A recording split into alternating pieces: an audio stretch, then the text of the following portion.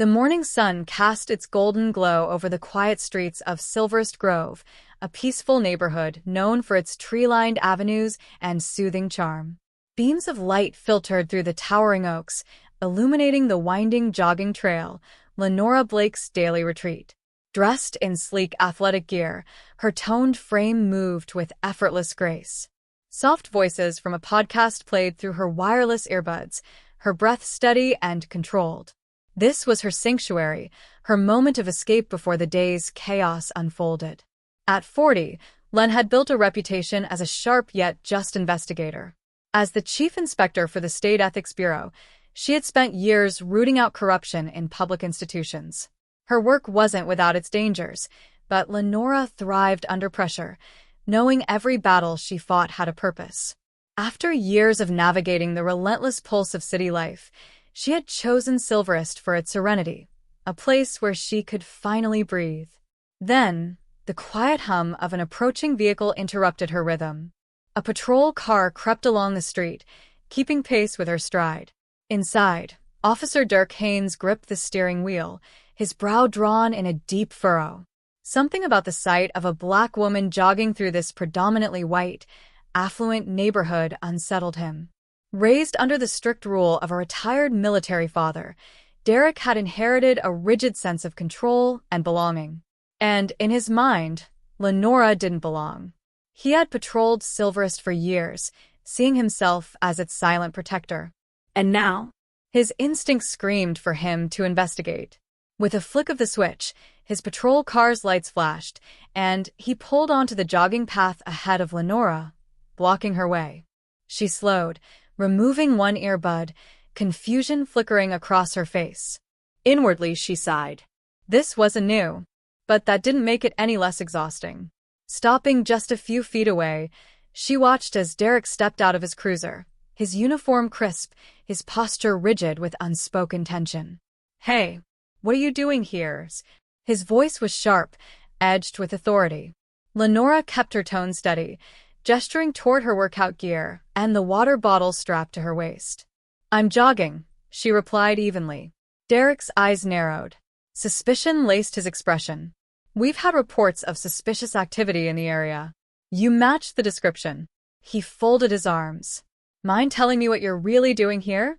Lenora blinked, taken aback by the audacity. "I live here," she said, her voice calm but firm. "I run this path every morning." Derek's stance hardened. "No ID on you, I'm guessing?" Lenora exhaled slowly. "I left it at home. Didn't think I'd need it for a jog." Derek let out a dry chuckle. "Convenient. No ID.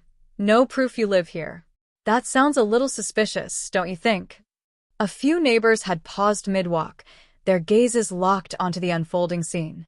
Some discreetly raised their phones, recording. Lenora took notice. Her patience thinned. "Officer," she said, her voice laced with quiet authority. "This is a misunderstanding. I haven't done anything wrong."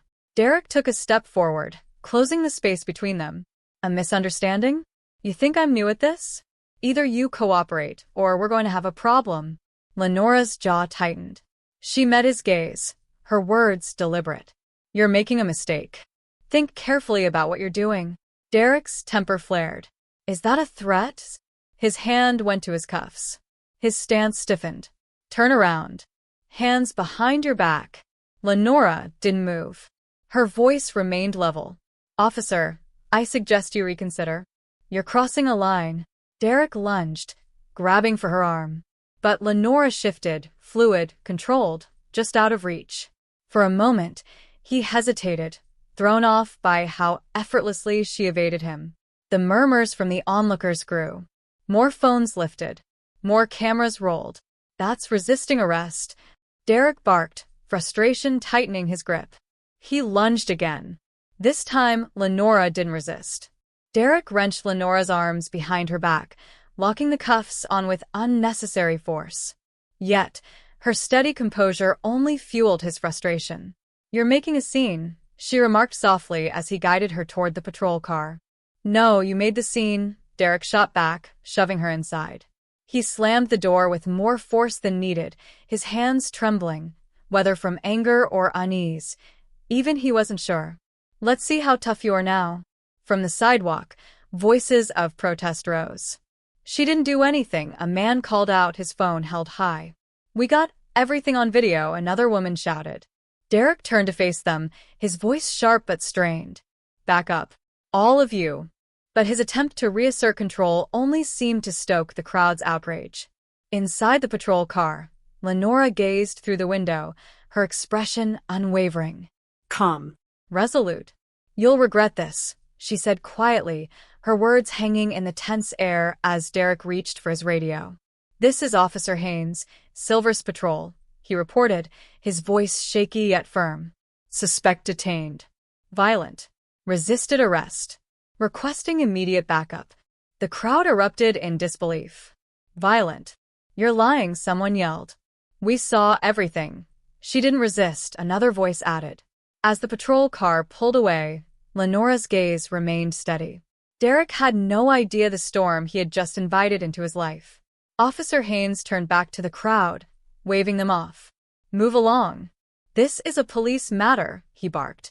But his voice wavered, the weight of their phones and stares pressing down on him.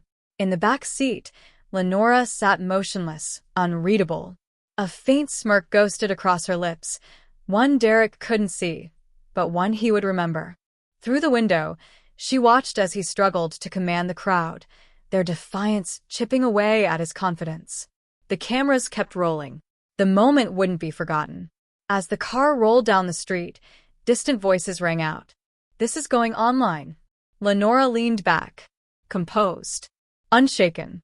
The truth had a way of catching up. At the station, Derek strutted in with false confidence, clutching Lenora's paperwork like some kind of trophy. One for trespassing and resisting arrest, he announced, loud enough for everyone to hear. She got combative. Lenora arched an eyebrow but said nothing. There was no need to correct him. The facts would speak for themselves. Then, the front doors burst open. Chief Inspector Rhea Winslow strode in, her presence alone commanding silence. In her hands, a tablet screen glowed with a live-streamed video. His video. Haynes. Her voice cut through the room like a blade. Derek froze mid-sentence. See Chief Winslow, he stammered. I was just handling. Save it. She slammed the tablet onto the counter. The footage played. His aggressive arrest. The crowd's protests. Every damning second captured for the world to see. Trespassing? Resisting arrest? Combative. Her eyes burned into him. Do you even know who you just arrested? Derek swallowed hard. She said she lived there, but I didn't. Lenora Blake. Rhea cut him off, her tone sharp. Director of the State Ethics Bureau. A heavy pause. Your superior. Derek's face drained of color as reality struck him like a freight train. Lenora stepped forward, her voice measured but firm. I warned you this would catch up to you. Rhea's gaze never wavered. Your actions have humiliated this department. Her voice was cold. Final. Effective immediately, you are suspended pending a full investigation. Within minutes, Derek's personnel file was pulled up. The pattern was there, misconduct, complaints, warnings swept under the rug. The station buzzed with murmurs. Officers exchanged glances. Derek sputtered weak protests, but Rhea cut him off with a sharp, final word. Enough. Then Lenora turned to the room. Her voice rang clear, steady. This isn't just about one officer. It's about the system that let this happen. She let the silence settle. Change is coming. The weight of her words filled the air. Rhea turned to the gathered officers. Let this be a warning. We serve the public. Not our egos. Not our biases. If anyone here has a problem with that, hand in your badge. Outside, applause awaited Lenora as she exited. She didn't react. Didn't revel in the moment. Her focus was already ahead, on the work, the fight, the path forward. As she walked through the cheering crowd, her steps remained steady. The morning air carried a quiet sense of victory. But she knew better. Change wasn't a sprint. It was a marathon. And she would see it through. The viral footage. The investigations. The reckoning of a broken system. This was only the beginning. Behind her, Derek Haynes sat alone in the break room, the weight of his downfall settling in. But for Lenora, this was never about one man's fall. It was about dismantling the culture that let him rise in the first place. Silverest Grove might return to its illusion of calm. But Lenora wouldn't stop, not until communities everywhere felt safe. As she disappeared down the road, the crowd's applause faded.